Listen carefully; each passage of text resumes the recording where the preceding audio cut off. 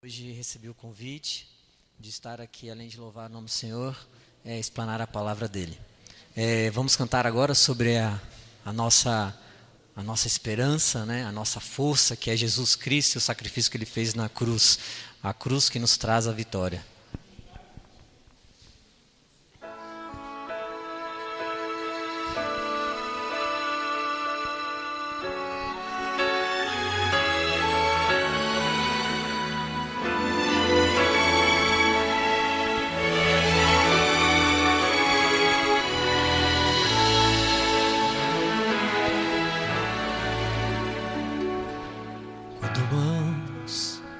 Suplicantes pediam,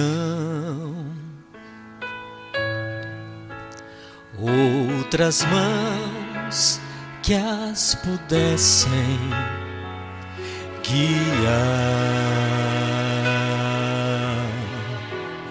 receberam o toque seguro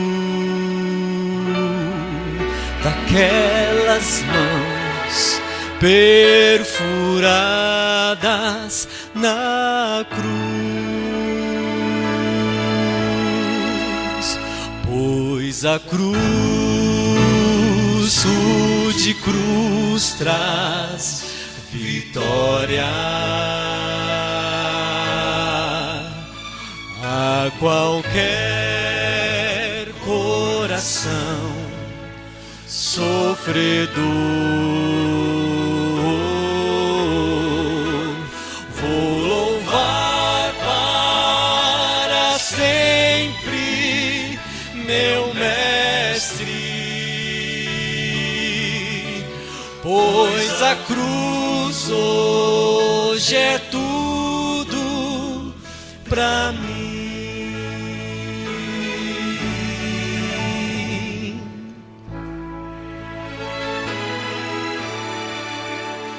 Outros pés indecisos, cansados, caminhavam sem ter pra onde ir, mas os pés que já foram pregados lhes mostraram o caminho do amor.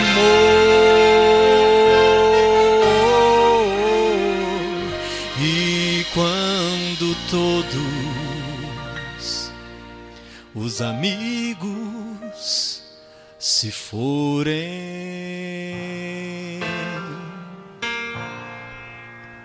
e a morte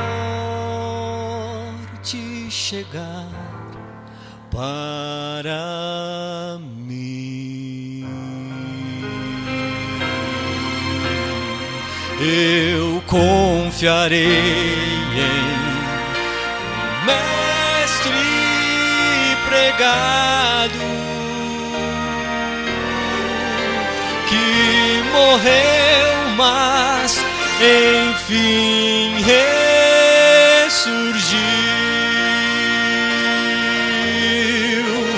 pois a cruz, de cruz traz vitória a qualquer coração sofredor.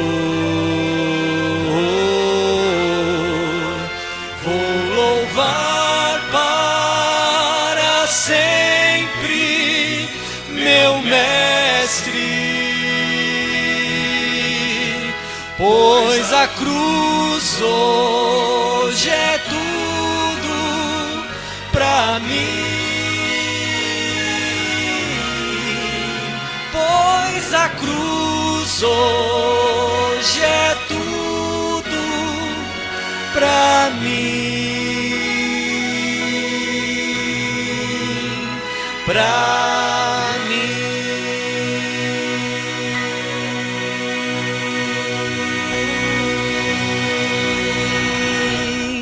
Amém? A cruz de Cristo faz a diferença na nossa vida hoje e sempre. Irmãos, é muito bom estar aqui. Eu estou aqui com a minha esposa, com a minha cunhada, a irmã dela. A minha esposa sempre me acompanha. É muito bom estar aqui porque é uma igreja muito calorosa, é verdade, como foi dito. Está desfalcada mesmo, que ela é bem mais cheia do que isso. E é muito gostoso estar aqui com os irmãos, de se sentir acolhidos por vocês. A Edna me convidou aqui para cantar e ministrar a palavra. Conheço ela através do Claudemir. Nós estivemos juntos ali no internato, lá do NASP, nos anos de 95, né? Você chegou lá também, não foi? Junto comigo ali. E ficamos lá 3 anos. Dividimos um quarto no dormitório. Ficamos aí quase um ano, né? Foi uns 6 meses, um ano lá num quarto lá. Do lado da preceptoria, era o nosso quarto. Então era o quarto que tinha que ser o exemplo. Tinha, mas não era, né? A gente até churrasco fazia dentro do quarto. Mas essas são outras histórias ali. E é muito bom rever, a amizade perdura. Fizemos muitos amigos lá. E às vezes a gente está viajando, encontra um, que fazia anos que a gente não encontrava. Ele fala: "Ô, Daniel, tudo bem, como você está?" E vamos conversando, relembrando os velhos tempos. É muito bom isso. Mas o ruim disso é que você percebe que você está ficando um pouquinho mais velho, né? Eu fui para o internato com 15 anos, já estou com 38. Quem diria, né? E eu percebo que a gente está ficando velho. Não aguento fazer coisas que eu aguentava lá no internato. Ir jogar bola, acordar cedo, 5h30 da manhã para tomar café da manhã, trabalhar, estudar. E era puxado. Mas foi um dos melhores anos que eu passei na minha vida. 7 anos lá. Lá eu fiz o ensino médio, fiz a minha faculdade de pedagogia. Trabalhei, cheguei a ficar 4 anos como funcionário lá da instituição. E fiquei como professor há mais de, posso colocar, em uns 25 anos. Quando eu cheguei lá no internato, eu fui direto trabalhar numa escola como monitor e nunca mais saí da área de educação. Fiz uma pausa agora desse ano, meu ano sabático, larguei tudo que é relacionado à educação para cuidar da minha saúde, por incrível que pareça. Estava trabalhando na prefeitura, estava ficando doente. Estava desenvolvendo uma doença muito séria no meu labirinto, no meu ouvido. E assim que eu larguei, essa doença desapareceu. Então estou num ano sabático ali. E Deus tem abençoado aí, não apenas pelo fato de sair da educação, e tem abrido portas para a gente se manter aqui neste mundo. Irmãos, por mais que eu estou no meu ano sabático de não dar aula, né, para ninguém assim, a gente, de certa forma, preserva, né, as características de um professor. E eu dei aula para o ensino médio há muitos anos, dei aula de ensino religioso, dei aula de filosofia e sociologia, né? E eu vou compartilhar um pouquinho para vocês a experiência que eu tive com filosofia, né? E o título do sermão é 2 caminhos para viver, o sentido da vida. A frase-chave, o conceito-chave é o sentido da vida ali. Por incrível que pareça, eu descobri o sentido da vida estudando a filosofia um pouquinho, né? A filosofia, ela me apontou e ela abriu um pouquinho a minha mente para compreender de uma forma mais completa a palavra de Deus, por incrível que pareça. Porque a gente começa a fazer aquelas perguntas: por quê, para quê? Por quê, para quê? Qual que é o sentido disso? Qual que é o sentido daquilo? E a gente vai encontrando as respostas na Bíblia, é impressionante. E a filosofia traz isso. E uma das minhas aulas foi justamente isso. A gente está falando sobre o sentido da vida, o que a filosofia fala sobre a vida, o que os filósofos da antiguidade falavam sobre a vida e o que é o sentido da vida para nós hoje. E por incrível que pareça, irmãos, as pessoas não entendem, não compreendem qual é o sentido da vida. Por quê? Porque hoje a gente tem aquela questão da diversidade, de pensamento. Cada um pensa o que quer na hora que quer e quando quer. Então, desde os primórdios existia aquela verdade universal, defendida pelos filósofos da antiguidade, e ela foi se perdendo à medida que a sociedade foi evoluindo. E aí foi percebido o quê? Que o homem pode pensar por si só, e que a verdade ela é universal, a verdade é relativa. E o que é mais triste, a gente vê que esse tipo de pensamento adentra as portas da igreja também. A gente pode viver esse relativismo dentro da igreja que não tem problema, é o famoso achismo. Eu acho que não tem problema, a gente pode fazer, e eu acho que Deus não vai se importar, e por aí vai. Pode passar, por gentileza? O nosso texto base é um texto bem conhecido, está lá em São João 3,16, não precisa nem abrir, todo mundo sabe de cor, né? Desbravador, então nem se fala. É um dos versos que a gente aprende assim que entra no Clube dos Bravadores. Mas vamos abrir a palavra de Deus e nós vamos orar agora mais uma vez. Curvemos a nossa fronte, querido Senhor, estamos aqui na Tua igreja, no Teu santo e sagrado templo, dedicado a Ti, como uma parte do Teu povo que curva a cabeça em reverência à Sua santidade. Senhor nosso Deus, humildemente, mais uma vez rogamos que o Teu Santo Espírito venha pairar sobre os Teus filhos aqui dentro, que possamos ouvir a voz vinda do Espírito Santo e que possamos, Senhor, cada vez mais buscar a presença dEle em nossa vida e em nosso lar. Obrigado, Senhor, que os Seus santos anjos venham nos guardar em nome de Jesus. Amém. Então, no verso de São João 16, de São João capítulo 3, diz o que lá? Porque Deus ama o mundo de tal maneira que deu seu Filho unigênito para que todo aquele que nele crê não pereça, mas tem o quê? Aí está o ponto-chave, vida eterna. Você já pensou alguém viver eternamente? Já pensou? Como que seria? Seria bom? Vocês acham que seria bom ou seria desagradável viver eternamente? Seria uma bênção? No céu seria uma bênção, com certeza. E aqui na terra, será que seria uma bênção? Seria algo complicado. Mas engraçado é que o ser humano, a humanidade, se ela busca essa longevidade, não é? Prolongar a vida do ser humano. É uma coisa curiosa que eu li há um tempo atrás, não sei quantos leram, de uma empresa especializada que congela a cabeça das pessoas, né? A parte da cabeça, para que futuramente a tecnologia avance tanto que dê para colocar essa cabeça em um outro corpo e essa pessoa voltar à vida, né? Quem tem um pouquinho de dinheiro a mais, congela o corpo inteiro. Essa empresa existe lá nos Estados Unidos, tá? Parar de falar, mas existe, né? Criogenia, né? E com a esperança da tecnologia evoluir tanto e essa pessoa voltar. E olha só que ponto vai as pessoas, né? Mas eu acho que se a gente vivesse eternamente aqui nessa terra, seria uma coisa tão desagradável, porque primeiro que a gente viveria eternamente, os nossos entes queridos morreriam, todos que a gente adquirisse certa afeição. Será algo muito desagradável. Mas mesmo assim as pessoas buscam viver de uma forma longínqua, né? Chegar até o limite, não chegar até 75 anos, 65, que é a média do brasileiro de viver. Eles querem chegar lá aos 100, 200, quanto mais melhor. E a ciência está trabalhando nisso. Eu li uma reportagem que estão avançando numa vacina e tal, que regenera as células para a pessoa alcançar a longevidade. E por aí vai. Então o ser humano, de certa forma, ele busca essa questão de longevidade. Eu quero viver muito, eu quero viver bastante. Mas o que é viver? Vamos analisar aqui o que é viver.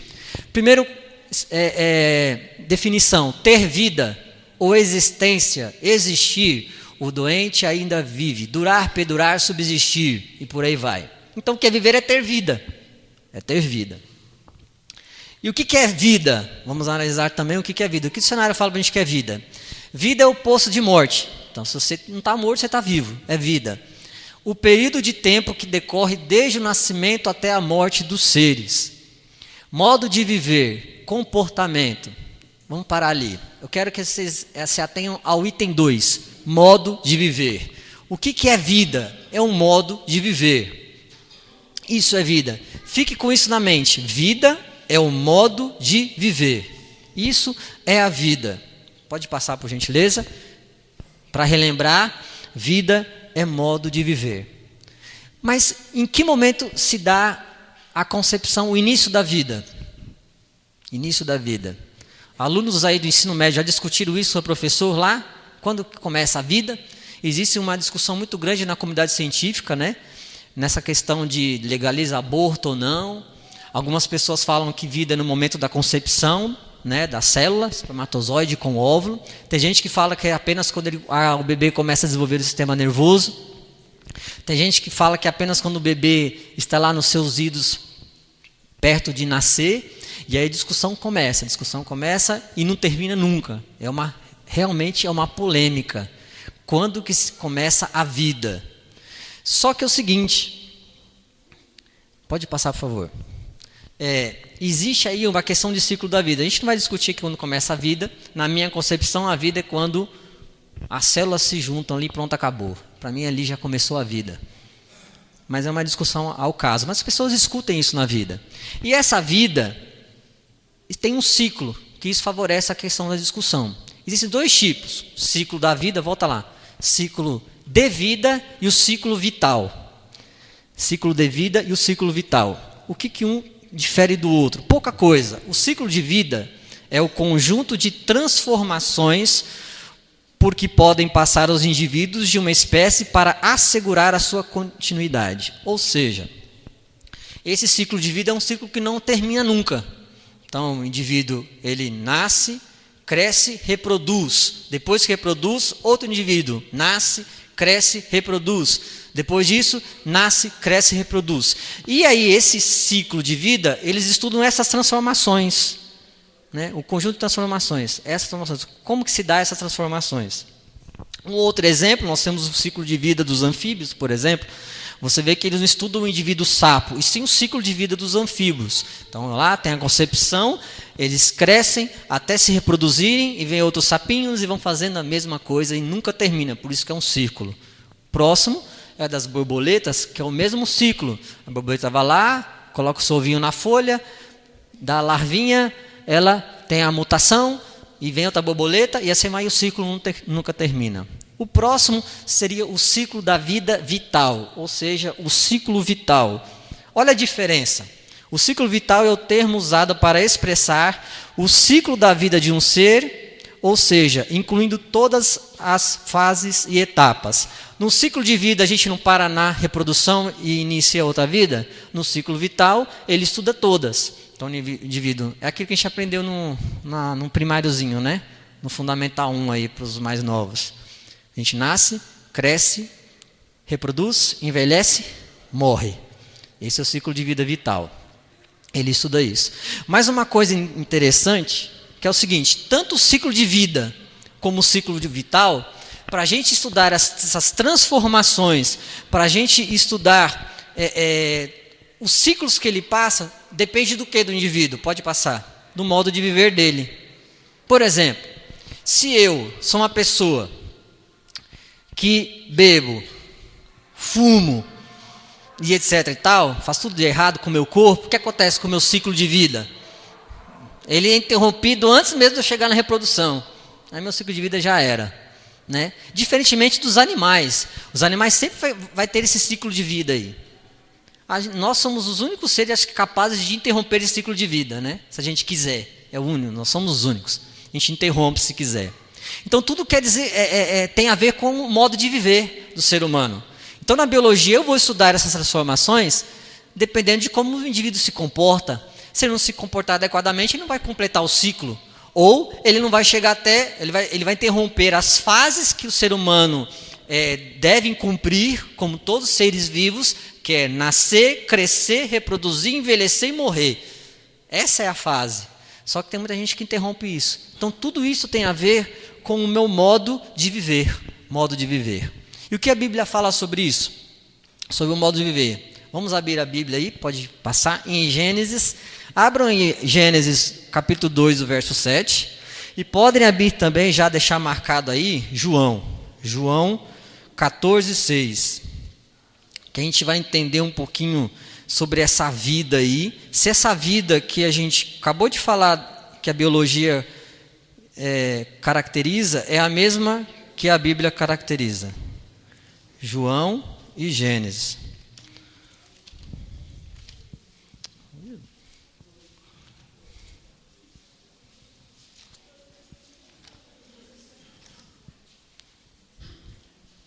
No verso de Gênesis ali, é um verso bem conhecido. Então está lá. Tem a criação e Deus no capítulo 2, livro de Gênesis, começa lá a dar uma explicação sobre como Deus criou o homem. Então Deus criou o homem, foi lá, formou um barro, certo? Não é isso que está dizendo Gênesis? O homem da pó da terra, formou o homem. E o que aconteceu depois? Ele soprou o fôlego de vida. E o homem passou a ser o quê? Alma vivente. Certo? Então, ou seja, o que a Bíblia está falando? Volta lá um pouquinho com isso. Então, o que Deus está falando? Ele criou lá o homem, formou, soprou o fôlego de vida, e aí o homem tornou-se como nós somos hoje, carne e osso. Isso quer dizer alma vivente. Não vamos confundir com outra coisa. Alma é o nosso corpo. Né? Depois tem uma explicaçãozinha mais para frente. E em João 14,6, o que fala lá? João 14,6. Fala que Jesus respondeu: eu sou o caminho, a verdade e o quê? A vida. Jesus só conseguiu criar o homem porque ele é a essência da vida. Só isso. A criação só foi possível porque a vida, a essência da vida, do conceito de vida, tudo aquilo que a gente viu no dicionário é Jesus. É Jesus. Essa é a essência da vida. Isso só foi possível porque Jesus é a vida. E ele afirmou isso em João 14,6. Eu sou a vida. Não é qualquer vida, é a vida. Viu o artigo que ele usa lá? Eu sou a. Ele define, eu sou a vida. Pode passar. E aí, essa vida que foi passada para o ser humano, nos fez um ser vivente.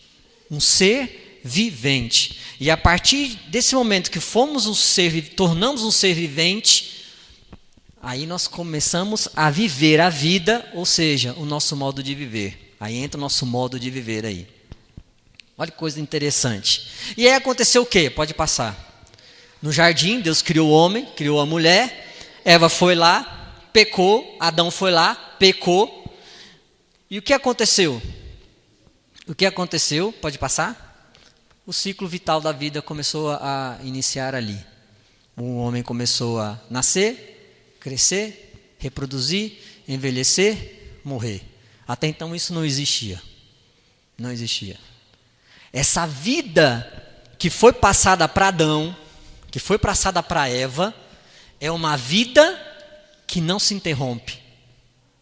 Essa vida não se interrompe.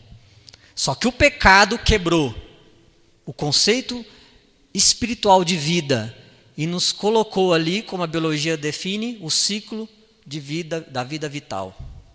E aí a gente morre. Ela tem uma pausa, vamos colocar assim. Eu gosto de falar que esse ciclo vital, ele tem uma pausa, simplesmente uma pausa.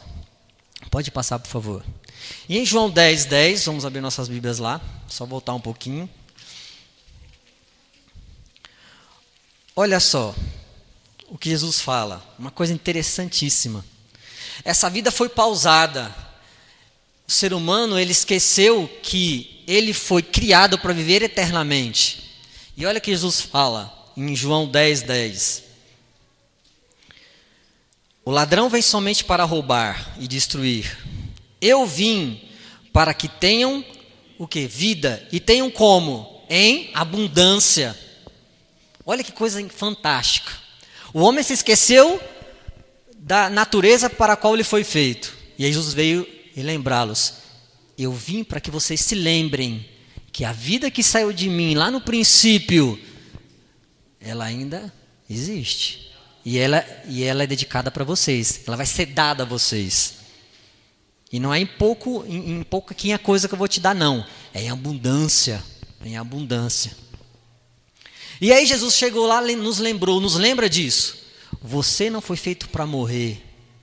A vida que você leva aqui é uma vida que foi quebrada pelo pecado. A vida que eu tenho para você é aquela vida contínua, que não se interrompe. Ela não é um círculo, é uma linha infinita que nunca tem fim. Essa que é a vida que Cristo veio nos lembrar, que oferece para cada um de nós. Aí tem um problema. Aí chegamos à pergunta, pode passar. Qual é o sentido dessa vida aí? Qual que é o sentido da nossa vida? Qual o sentido da vida geral? Alguns alunos vinham perguntar para mim, professor, mas você está falando de vida e tal, legal, bacana, show de bola, a filosofia fala que a vida é a busca por isso, busca por aquilo e tal. Mas qual que é o sentido da vida? Vê aquelas questões, por que eu estou aqui? Para que eu estou aqui? De onde eu vim? Para onde vou? Já viu alguém perguntar isso? Muitas perguntas. E tem alguns jovens que estão encontrando essas respostas aí em outros lugares. Tem uma ex-aluna que infelizmente encontrou um lugar errado. Um sentido, um significado para a vida dela no lugar errado. E aí entra a ação de uma pessoa de um ser que a gente conhece muito, que é Satanás. Da mesma forma como Jesus veio oferecer a vida em abundância, ele também veio oferecer a vida dele em abundância também. E aí tem cada vez mais atraído os jovens para esse tipo de vida, que aparentemente é uma vida perfeita para eles. Porque a nossa sociedade ela evolui, a mente do ser humano ela evolui, e aí a gente acha que essa evolução, que quem não está por dentro dessa evolução é careta, a vida dele não faz sentido e significado. Então essa evolução está transformando a mente dos nossos jovens aí fora. Transformando. Pode passar aí. E aí a gente tenta entender o porquê esse tipo de vida é tão atrativo para os jovens. E eles sabem que tem pouco tempo, né? Existe aí um limite. E eles querem viver essa vida da forma que melhor lhe aprouver. Existe aí umas pessoas que fazem palestras de motivação, que falam, você é o dono de você mesmo, você tem que crescer, você tem que evoluir, você tem que buscar a sua meta, o seu foco e tal. E endeusa o ser humano como o responsável por tudo aquilo que ele alcança e vai em busca do seu sonho. Você e você. Já viu essas palestras motivacionais aí? As pessoas pagam milhares de reais, né, para ouvir uma pessoa falar isso. E é totalmente destoa com a nossa concepção de vida que Cristo veio trazer aqui na Terra. Destoa, e pessoas pagam para ouvir esse tipo de coisa, de baboseira. E aí vamos entrar lá. Platão. Começando por Platão, discípulo de Sócrates, um dos primeiros filósofos, né? O pai da filosofia. Platão foi um discípulo que escreveu tudo aquilo que Sócrates disse. Ele criou aí uma ilustração, né, da busca pelo sentido da vida com a alegoria da caverna. Não sei quem que conhece a alegoria da caverna. Na alegoria da caverna diz que ele retrata esse cenário aí. No fundo da caverna existem pessoas e elas estão vendo projeções ali de imagens, né, que as pessoas atrás do muro da qual elas estão acorrentadas projetam. Na cabeça daquelas pessoas, aquilo que lhes é projetado é a verdade, é o mundo real. Em um certo dia, um homem cansado daquela amorosidade, daquela realidade, ele se liberta das correntes e ele sai da caverna. Olha lá, ele sai da caverna. E quando ele sai da caverna, ele descobre que tem um mundo incrível ali fora. Ele acha tudo aquilo fascinante. Nossa, olha só, o mundo, a realidade não é só aquilo que está sendo projetado na minha mente.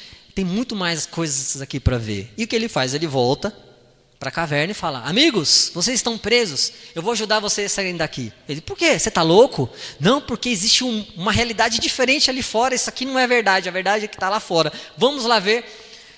E insistiu tanto com eles, que eles não queriam ir, a ponto de chegar a agredi-lo, de tanta baboseira que ele estava falando. E o homem então saiu da caverna e foi lá.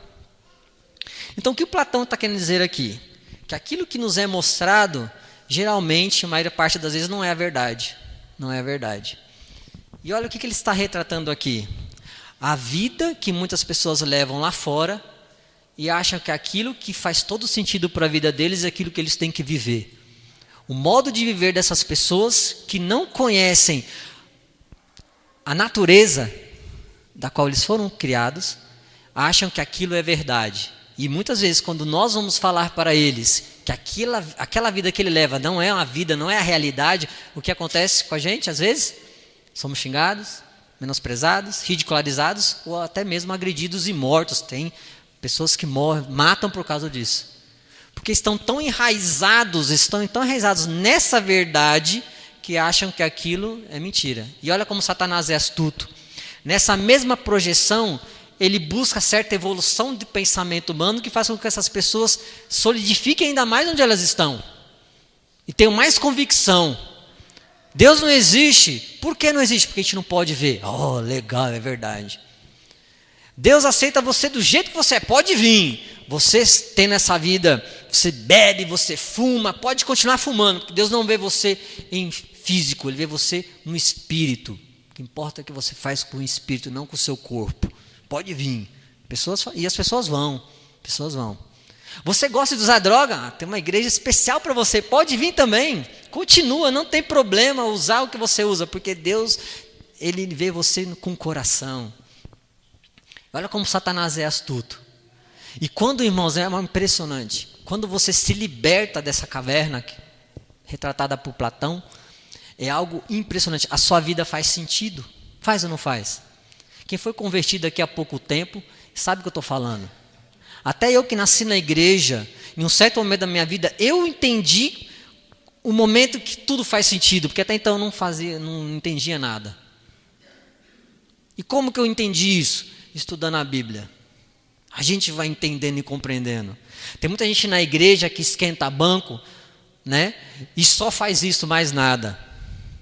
A gente tem que buscar entender qual que é a essência da vida que Cristo oferece para a gente.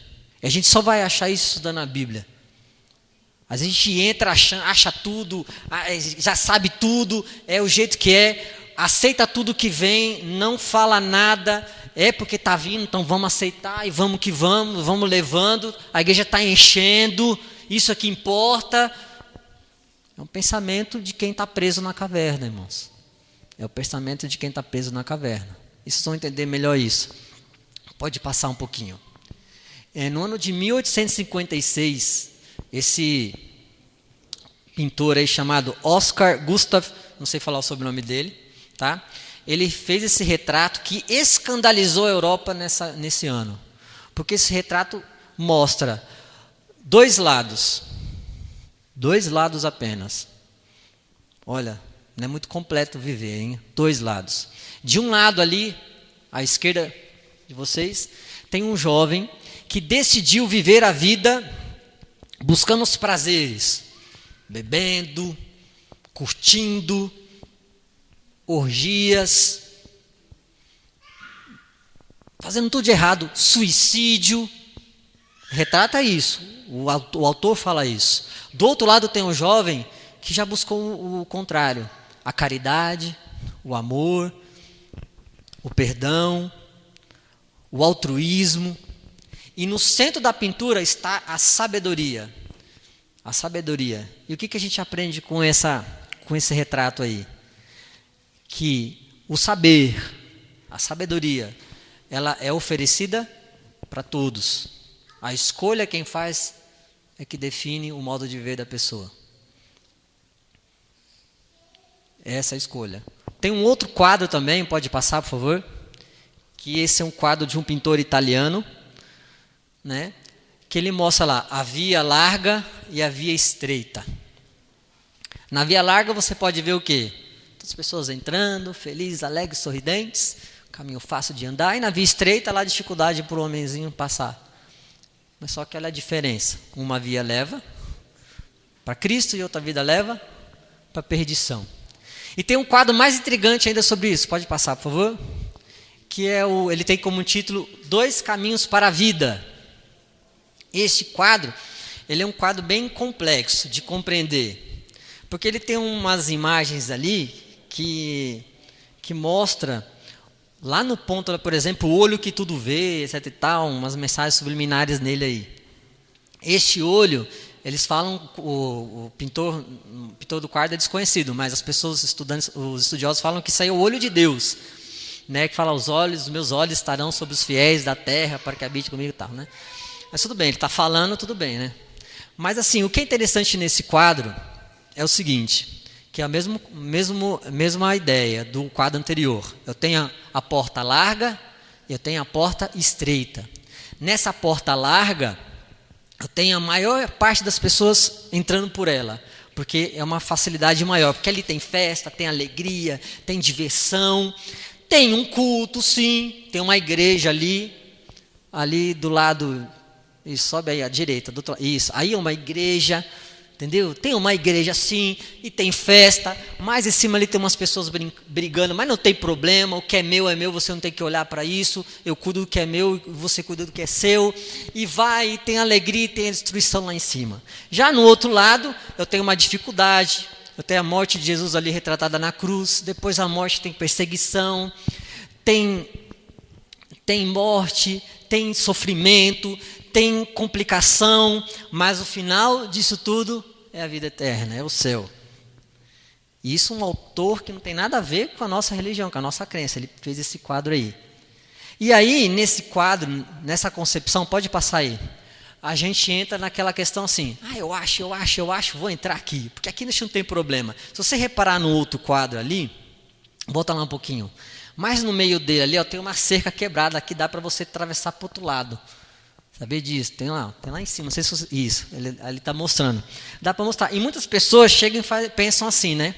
Eu vou entrar aqui por essa porta, vou me divertir um pouquinho, tem um espacinho, daqui a pouco qualquer coisa eu pulo para lá, né? E vai para lá. Se arrisca ali, vamos se arriscar aqui, vamos divertir, e a gente passa para lá. Pode passar aí. Aí a gente entra nessa questão assim, eu acho que não faz problema me divertir um pouquinho, né? De curtir um pouquinho a minha adolescência, porque a vida a gente vive uma vez só, né? E depois, como que eu vou me lembrar como viver minha vida? Né? Eu tenho que curtir, eu tenho que alimentar a minha vida de alguma forma. E aí a gente entra numa outra questão, uma questão muito crucial para a gente hoje, pode passar, na questão da verdade. Né? Como essa pessoa concebe a verdade na vida dela? Né? Para essa pessoa, a verdade é simplesmente uma ideia que não é universal, que, como muitas pessoas falam, pensadores, renomados da atualidade falam, você é o dono de você mesmo, você é o agente da sua própria vida. Você pode pensar do jeito que você quiser. Antigamente, a gente existia um tipo de verdade apenas, que é a verdade universal. Depois, começaram a falar que a verdade ela é definida através do grupo, que é a verdade social. Né? E hoje estão começando a enfatizar muito na verdade subjetiva, na verdade que você mesmo carrega e leva para você. Essa que é a verdade crucial. Né? E aí a gente começa a ver que essa verdade, ela está aí, né, em conflito, porque a verdade, se eu quiser, igual na imagem aqui, eu tampo, vai passar, a mentira vai passar como verdade, não importa como ela é apresentada, o importante é que seja tomada como verdade. E aí vem complicando ainda mais as pessoas, e elas vão entrando no erro e não percebem isso. Porque para elas é a verdade. Como foi dito aqui, o irmão, na cabeça dele acreditava no arrebatamento secreto. Depois, quando ele foi estudar, é verdade, não existe. É verdade, não existe. Quando você vai mostrando para a pessoa, fala, poxa, realmente eu estava enganado. Eu tive uma aluna que ela frequentava uma igreja evangélica, e ela veio falar para mim sobre o Espírito Santo. Professor, mas e os dons do Espírito Santo? Eu já vi minha mãe orar em casa sobre o Espírito Santo. E eu fui conversando com ela, nem precisei muito de mostrar verso da Bíblia, apenas usando a lógica, simples. Qual o sentido de você orar e Deus não entender, e você não entender, e a sua família não entender? Qual que é o sentido de você fazer uma oração com a sua família, quando a pessoa começa a falar uma língua que ninguém entende? Não tem sentido. E a gente foi conversando, e ela falou, realmente, professor, não tem sentido. Aí eu falei, lê a Bíblia, você vai descobrir aí, por você mesmo, como que é esse dom de línguas aí. Ela leu e realmente descobriu no dia seguinte, ela veio, poxa, professor, agora eu entendi o que é esse dom de línguas aí. Mas só para você ver como que o mundo está cheio dessa deturpação da verdade aí. Se você chegar para alguém hoje, acadêmico, aluno, e falar que existe uma verdade universal, eles vão crucificar você. Não, que verdade universal? Não, isso é balela, não existe uma verdade única, porque o mundo ele evolui e a verdade fica para trás. O mundo tem que acompanhar essa evolução, pode passar. E no filme, por incrível que pareça, esse filme Matrix aí, ele é o filme baseado na alegoria da caverna de Platão. Né? Então, eu esqueci o nome dos autores do filme, né, dos roteiristas, eles são irmãos, eles basearam todo o conceito do filme Matrix na alegoria da caverna. No momento de libertação, o homem ele vive um mundo aparente, um mundo que ele acha que é a verdade, e chega certo momento que ele tem a opção de escolher enxergar a verdade ou continuar nesse mundo aparente. E aí que vem as duas pílulas, as famosas duas pílulas, a pílula vermelha e a pílula azul. Eu não lembro qual que é qual agora, eu acho que a vermelha é da verdade. Se você quiser se libertar, ele fala, toma a vermelha. Se você quiser continuar na sua vidinha, tome a azul. Aí ele alerta, mas vai ser doloroso você descobrir a verdade. Não é fácil.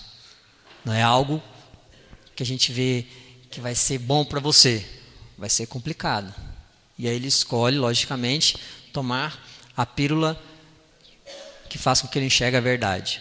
E aí a gente entra numa frase bem célebre de Platão, de Sócrates no caso, né? Uma vida não questionada não merece ser vivida. É uma conclusão que ele tirou.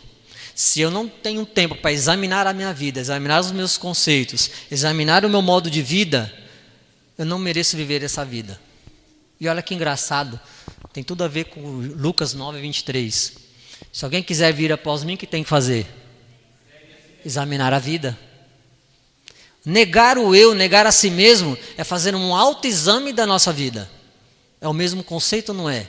E isso que, 513 a.C., Sócrates já falava isso para os jovens atenienses. E sabe o que acontecia na sociedade ateniense na época? Ela era regida por tradições culturais. Os deuses tal, Poseidon, né, o deus da guerra, o Hermes, Zeus eu tenho que orar e tal. E os jovens não podiam questionar nada, era aquilo e pronto. Sócrates veio e começou a desmistificar isso. E ele chegou a essa conclusão. Se eu não dedico tempo para mim, para eu examinar a minha vida e mudar os meus conceitos, eu não mereço essa vida concedida para mim. Eu não mereço. E Jesus veio e falou de uma outra forma. Se você quer me seguir, se você quer ter um tesouro comigo no paraíso, o que você tem que fazer? Negar a si mesmo. E para eu negar o meu eu, que é uma coisa muito complicada, eu preciso examinar a minha vida. Examinar a minha vida. Não tem como a minha esposa fazer isso por mim, não tem como eu fazer isso por ela, não tem como você fazer pelo seu filho, não tem como seu filho fazer por você, nem pastor, ninguém. É você com você mesmo. Não tem como ser diferente isso. É uma autoanálise do nosso modo de viver. Como que eu estou vivendo a minha vida? Será que eu realmente estou vivendo de acordo com a natureza que Deus plantou em mim, que é aquela vida linha infinita, ou aquela vida que tem um círculo, ou aquela vida que para em um determinado momento? Como que eu estou vivendo a minha vida? Pode passar, por favor?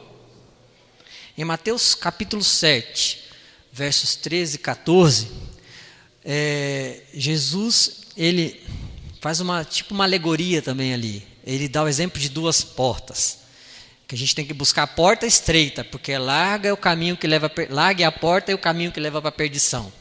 Quando a gente vai buscar isso no Google, é muito interessante. Você vê a imagem de duas portas, uma porta aberta, tem uma luz vindo dela, menorzinha, e a porta larga, fogo, cheio de fogo, pintada como fogo. Acho que para assustar as pessoas, mas não é assim que acontece. Não é assim que acontece. Pelo contrário, é mais ou menos como está mostrando aí, Você vê a porta estreita, aquela porta difícil de entrar, já começa por aí, então já não vou entrar. Se você vai pegar um metrô ou um trem, você vai entrar pela porta que está mais cheia ou a porta que está mais vazia? Você vai buscar a porta mais vazia. Então aquela porta que está cheia tem um espaço, mas você não quer entrar, você vê, vou na outra que é melhor. É a tendência natural do ser humano. Então na nossa jornada cristã a gente se depara em determinado momento da nossa vida com esses dois caminhos aí. Um caminho fácil, um caminho mais difícil. E poucas pessoas são que entram no caminho difícil, são aquelas que entram no caminho difícil. Você viu os retratos lá das duas portas, os dois caminhos ali? A quantidade de pessoas, isso que se pintava e imaginava na época. E hoje acontece a mesma coisa. E olha como que é, eu vou mostrar para vocês mais ou menos, como que é a entrada da porta larga. Vamos ver aí, a entrada da porta larga, mais ou menos assim. aquela coisa interessante, trabalho, aquela agitação, aquela alegria. Você está vendo alguém se matando aí? Você está vendo alguma violência? Você está vendo alguma dificuldade? Não, tudo é fácil. Olha só, onde eu quiser eu vou, as opções para eu comer, me entreter, tem várias opções. Pode passar mais uma vez aí. Mas se eu estou em casa, tenho várias formas de me entreter. Posso ver um filmezinho, Netflix e tal, né? TV a cabo, né? Eu vou lá, baixo um filmezinho, vou me entreter. É agradável? É agradável ver um filmezinho bacana, show de bola. Estou estressado, vamos ver um filmezinho ali, tá? É bacana, pode ir lá. Passar mais uma vez. Ou vou escutar uma música que faz eu relaxar. Quando eu era adolescente, quando eu era criança, mais adolescente, antes dos 15 anos, eu tinha músicas para temperamentos diferentes. Se eu estava chateado, eu escutava um tipo de música. Se eu estava bravo, eu escutava outro filme de música. Se eu estava irado, eu escutava outro tipo de música. Se eu estava assim, zen, eu escutava um tipo de música. Se eu estava apaixonado, outro tipo de música. Eu era assim, eu tinha, cada temperamento meu, eu tinha um estilo de música. Era assim, a gente escutava isso. E pode passar. Isso relaxava. Ou eu vou curtir. Olha que alegria. Porta Larga traz alegria. As pessoas estão se divertindo. Elas estão bebendo, mas estão se divertindo. Você não entra em numa casa noturna. Eu nunca entrei, mas eu imagino que não tem lá ninguém lá chorando. Ai, meu Deus. Não, está lá se divertindo, rindo, alegria. Epa, bacana. Eu vejo depois. A gente via depois. Muitas vezes eu me encontrava com o Claudemir no metrô, que a gente ia embora de madrugada domingo, e entrava lá na estação Tatuapé, aquele monte de gente, toda assim, ó, caindo, e caía, se jogava no chão do metrô, cheio, bebaço, todos eles, com meia rasgada, calça rasgada, camisa rasgada, aquele cheiro maravilhoso, era ou não era? Você lembra? Era algo assim, abismado. Quando chegava no metrô Tatuapé ali, eu ficava, vai entrar aquela muvuca, e entrava, enchia, as pessoas voltando para casa. Mas no momento da alegria, aquela curtição, é isso que as pessoas veem na Porta Larga. É muito bacana. E na Porta Larga tem também, tem aquelas pessoas disfarçadas, né, e tal, que se veste como cordeirinho, mas na verdade é um lobo. E te leva para onde? Pode passar aí. Para esse tipo de atitude aí. Vamos para a igreja, ali tem igreja também, vamos lá, vamos se divertir na igreja, vamos lá que a igreja também é um momento assim de alegria e tal, etc e tal, e leva as pessoas para a igreja também. As adorações, né, as manifestações do Espírito Santo na igreja, os ensinamentos, a forma como que é pregado a palavra. Eu vi na internet uma coisa muito interessante, um canal de um jovem lá que fala muito sobre isso, de um pastor pregando um vestido de chapolim colorado. Aí quando ele entrou, a igreja inteira se divertiu, foi um culto divertido e tal. E tem várias ações, aquelas manifestações, aquelas entregas, aquelas coisas loucas lá que eles fazem e tal. É uma coisa impressionante. Isso também é na Porta Larga. A Porta Larga oferece isso. E, poxa, legal, você está falando demais da Porta Larga. Oh, desculpa, volta lá um pouquinho. E por que eu estou falando isso? Abre lá Mateus 7. 21 a 23. Abre lá. Por que a Porta Larga oferece isso também? Uma falsa adoração ou um falso culto? Não sei como a gente define isso. Mas olha lá o que Mateus 7, 21 a 23 fala. Nem todo que me diz, Senhor, Senhor, entrará no reino dos céus, mas aquele que faz a vontade de meu Pai que está nos céus. Olha o verso 22. Muitos naquele dia hão de dizer-me, Senhor, Senhor, porventura, não temos nós profetizados em Teu nome? E em Teu nome não expelimos demônios? E em Teu nome não fizemos muitos milagres? Então lhes direi explicitamente, nunca vos conheci. Apartai-vos de mim os que praticais a iniquidade. É forte esse verso, não é? Não é forte? Quando eu era criança, na minha igreja, lá no Parque Savoy, eu cresci naquela igreja, eles passaram um filme, Grande Conflito, foi feito pelos irmãos da Argentina, não sei quem assistiu, é um filme de rolo ainda, projetado no rolo assim. Eu era criança quando passou e aquilo me deixou assim, muito assustado, muito assustado. Porque tem uma parte daquele filme, foi feito, se não me engano, em 1956, aquele filme. Eu esqueci o nome dele, como que é o nome dele? É Preparação para a Crise Final? Não é o grande, mas é o grande conflito. De uma mulher que entra na casa de uns homens e fala assim: aquelas pessoas que vocês estão procurando ali, elas estão em tal lugar.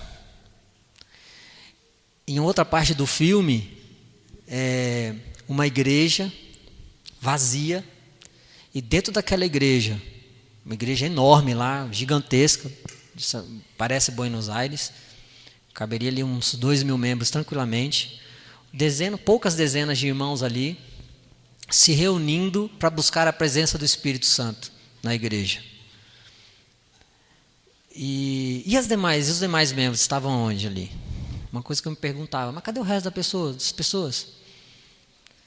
E aí eu ficava pensando assim: o que será dessas pessoas? Mas elas iam para a igreja, poxa, elas ouviam a mesma coisa que os outros ouviam, por que elas não estão ali naquele momento? Poxa, o pastor é o mesmo, os irmãos são os mesmos, onde que eles estão? Por que eles não estão ali também buscando a presença do Espírito Santo lá na vida deles para enfrentar o que haveria de vir? É esse tipo de pessoa aqui que Mateus fala, né?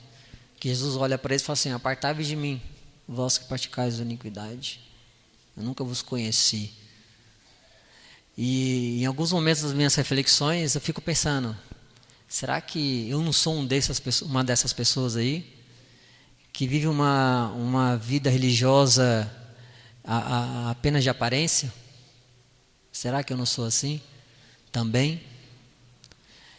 E sabe, irmãos, uma coisa que foi dita aqui na Escola Sabatina, eu vou reiterar aqui.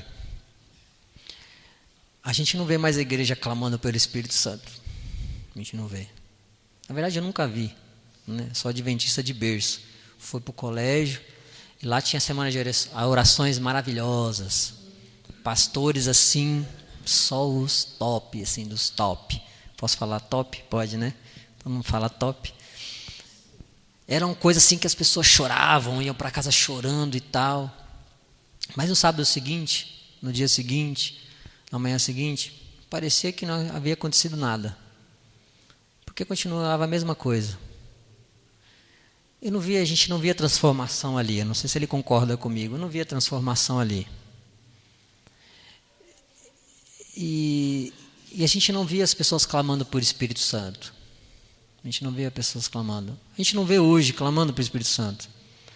Participei de uma semana de oração e pedi para os irmãos orarem, vamos orar e clamar pelo Espírito Santo, mas parecia que ninguém queria, sabe? É triste ver a igreja assim. A igreja tem uma mensagem tão poderosa, uma mensagem tão significativa. As pessoas parecem que não querem mudar. É isso, não querem mudar. Tá bom do jeito que tá. Eu já me batizei mesmo. Tá bom. Né? Já estou salvo, né?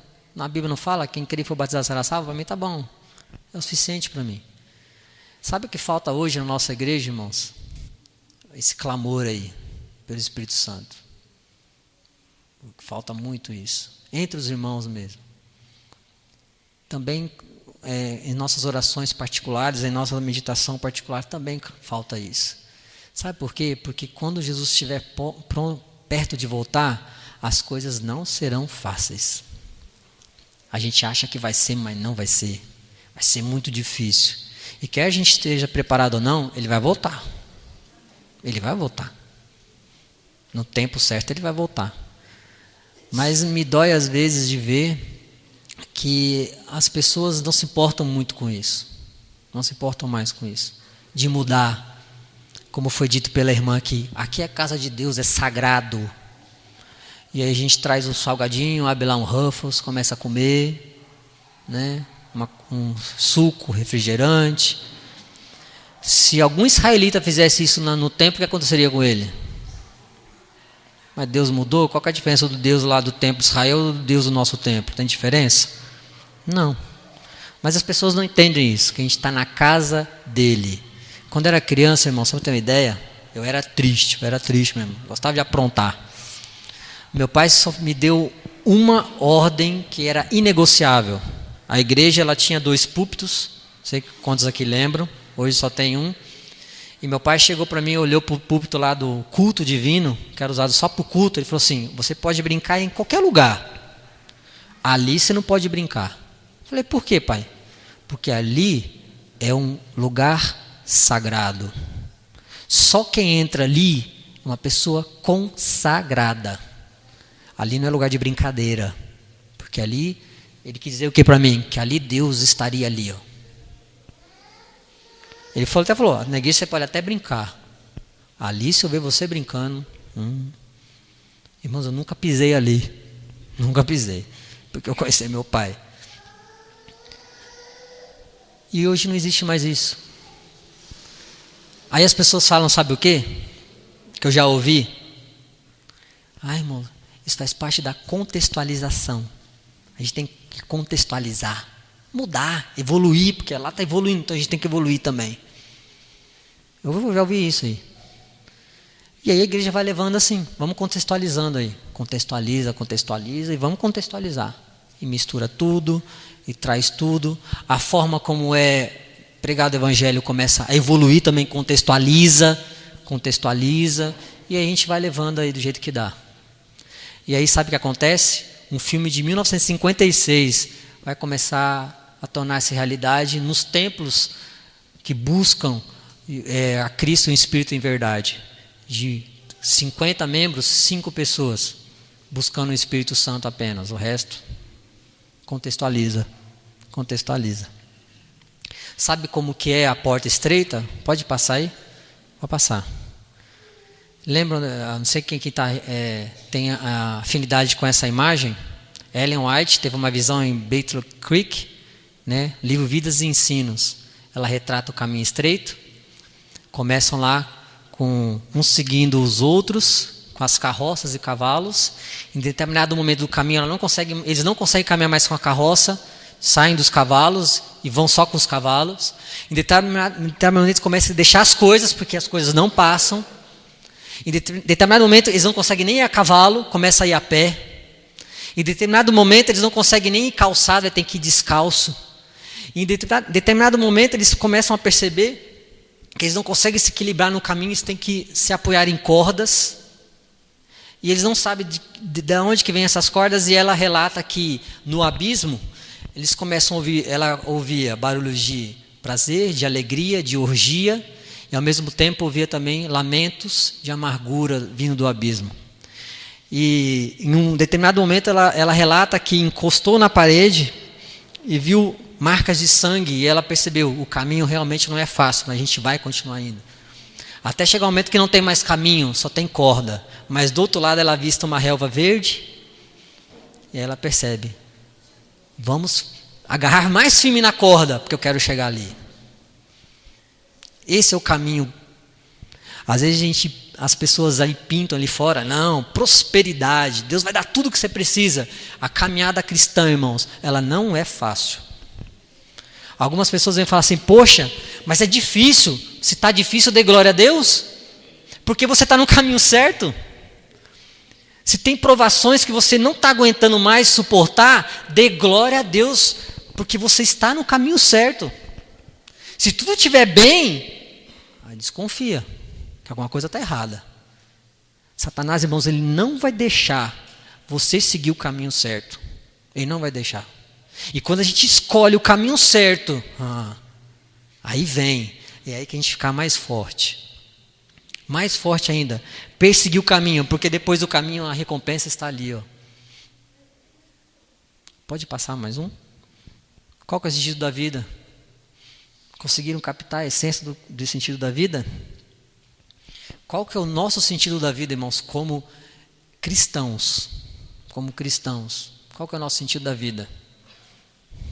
Pode passar mais um aí. O sentido da vida está ali, ó, 1 Coríntios 13. Qual que é? 13. De todos os dons que existem, qual que é o mais significativo? Não, esse é o sentido da vida. Sabe o que levava aquelas pessoas a seguir por aquele caminho que Ellen White descreveu? O amor. Era o amor. Se a gente ler o comecinho de Coríntios 13, fala o que ali? Eu posso fazer o que eu quiser, se não tiver amor não vale nada. Eu posso fazer trabalho missionário, se não tiver amor não adianta nada. Eu posso trazer 300 pessoas para o batismo, se não tiver amor não valeu nada. Sabe por que Cristo virou para aquelas pessoas e disse: apartai-vos de mim? Porque elas não viviam amor. Elas não sabem o que é amor. E em 1 João 4,8 fala o quê? Se eu não amo, eu não conheço quem? Porque Deus é amor. Assim como Deus é vida, Deus é amor. E se eu não amo, eu não conheço a Deus. Eu não conheço. A essência da nossa vida cristã, de tudo que a gente faz, tem que ser baseada, centralizada no amor. Mas antes de tudo, a gente tem que se apegar ao doador do amor verdadeiro que é Deus. E eu só faço isso o quê? Examinando a minha vida. Examinando a minha vida.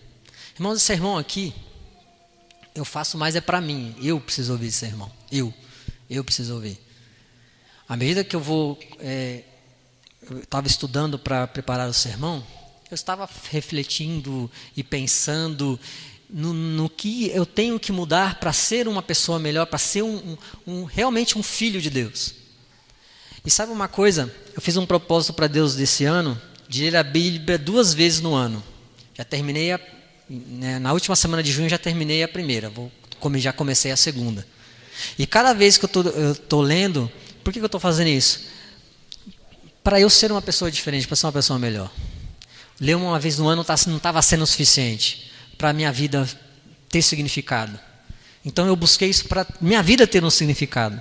Eu até brinco com a minha esposa: olha, estou na tua frente. Ela está fazendo a Bíblia também, eu falo: estou na sua frente. Ela fica brava comigo, mas o objetivo é minha vida ter realmente um significado, ter um significado. Mas sabe, isso não tem que ser só para mim, a gente tem que buscar isso cada vez mais.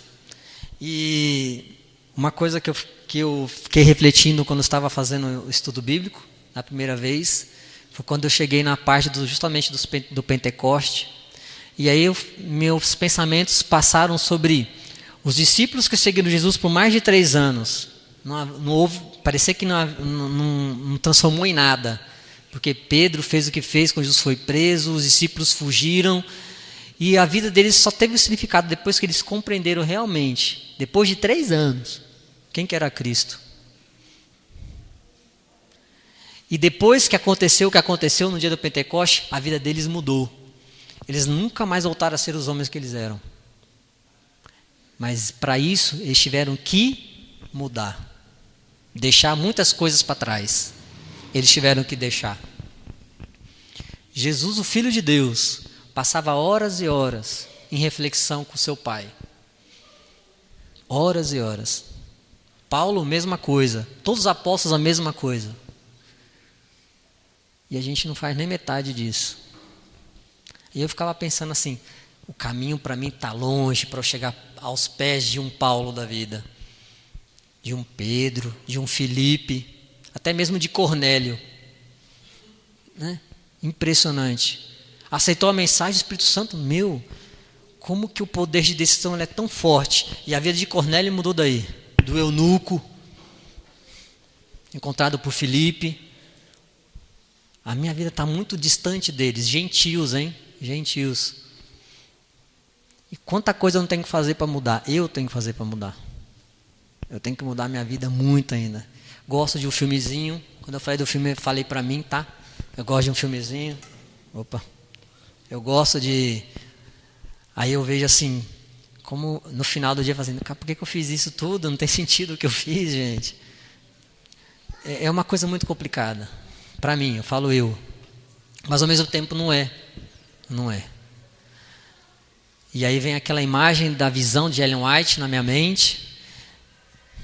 E como que vai ser o meu modo de viver a partir de hoje? Como que vai ser? Vai ser vazio como foi nos dias de colégio, que eu escutava semanas de orações maravilhosas e não fazia nada para mudar? Ou vai ser diferente a partir de hoje? Não adianta, irmãos, a gente olhar e fazer assim, balançar a cabeça. Realmente, eu tenho que mudar. É para mudar mesmo. A gente precisa. E a igreja a gente vem, é porque um pode ajudar o outro na caminhada cristã. Porque senão não precisaria de igreja. A gente precisa de igreja, a gente precisa dos irmãos. Cada um de vocês que estão aqui, precisa um do outro.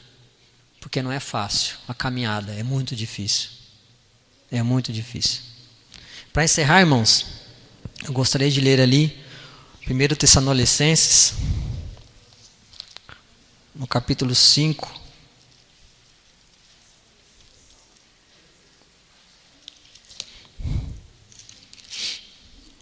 O verso 12 até o 14.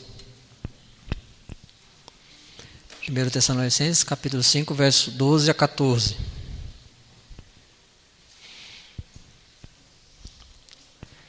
Agora vos rogamos, irmãos, que acateis com apreço os que trabalham entre vós e os que vos presigem no Senhor e vos admoestam. E que os tenhais com amor, em máxima consideração, por causa do trabalho que realizam. Vivei em paz uns com os outros.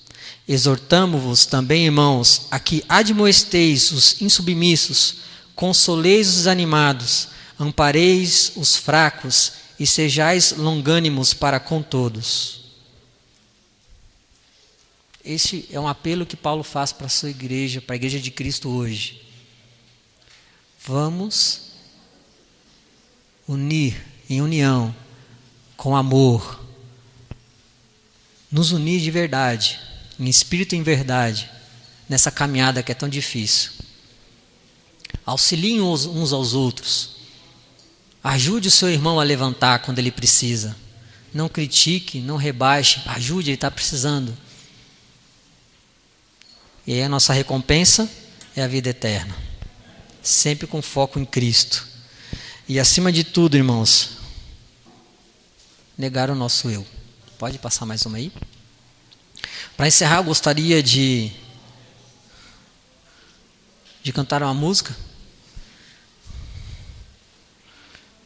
Ela fala justamente sobre o amor.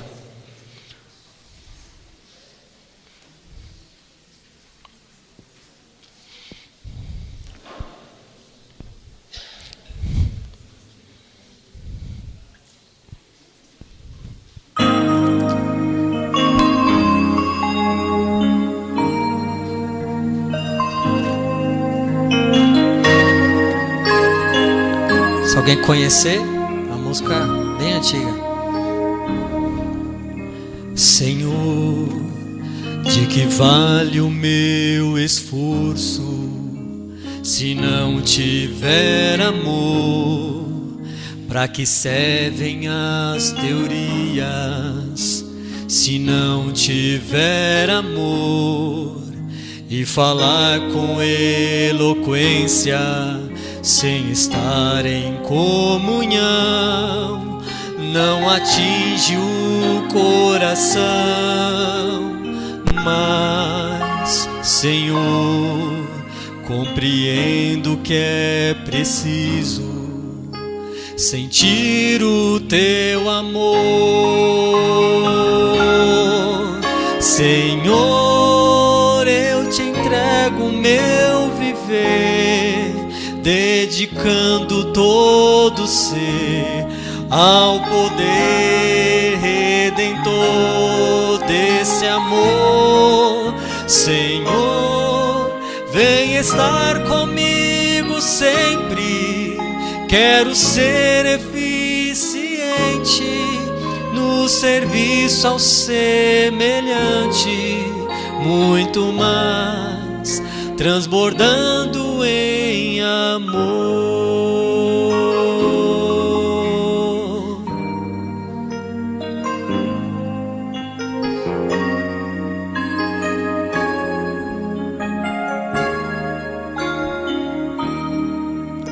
Senhor, quero dar meu testemunho, vivido em teu amor, auxiliar alguém aflito, servindo por amor, inspirar no teu exemplo tanta gente sem amor que precisa ver a luz de Jesus. Senhor, que eu aceite ser teu servo somente por amor. Senhor, eu te entrego o meu viver, dedicando todo ser ao poder redentor desse amor. Senhor, vem estar comigo sempre. Quero ser eficiente no serviço ao semelhante, muito mais, transbordando em amor. Senhor, vem estar comigo sempre. Quero ser eficiente no serviço ao semelhante, muito mais, transbordando em amor.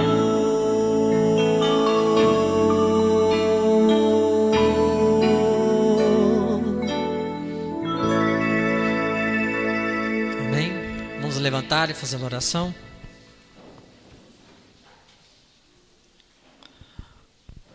Santo amorável Pai, que o Senhor possa ouvir o nosso clamor, que o Senhor possa ouvir nossas orações, para que esse amor tão puro e inigualável possa fazer significado e diferença na vida de cada um dos teus filhos aqui presente.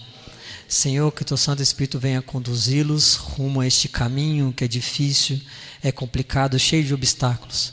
Mas pela fé, pelo esse amor tão significativo, eles venham ser vencedores, ó Pai, e concluir a jornada deles rumo a Canaã celestial. Que seus santos anjos, Senhor, venham protegê-los e livrá-los de todo o mal. Que cada família aqui representada, Senhor, seja protegida pelo seu mais poderoso anjo. Que possa impedir que Satanás adentre em seus lares e importune-os e mude os conceitos e o modo de viver de cada um deles. Senhor, faça diferença na vida de cada um dos teus filhos aqui.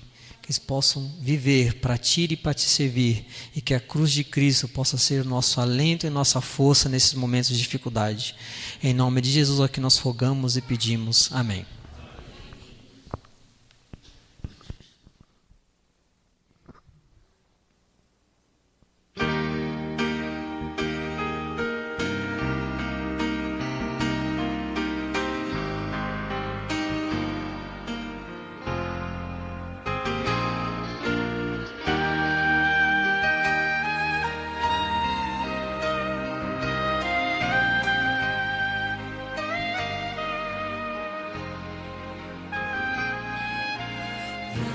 Deixar este lugar cheios de paz e de poder.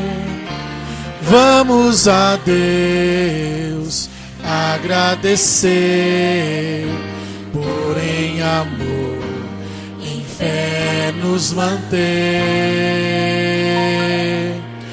Dá-nos tua perfeita paz e tua forte mão. Vem estar conosco, Pai, confiamos em teu poder para nos proteger,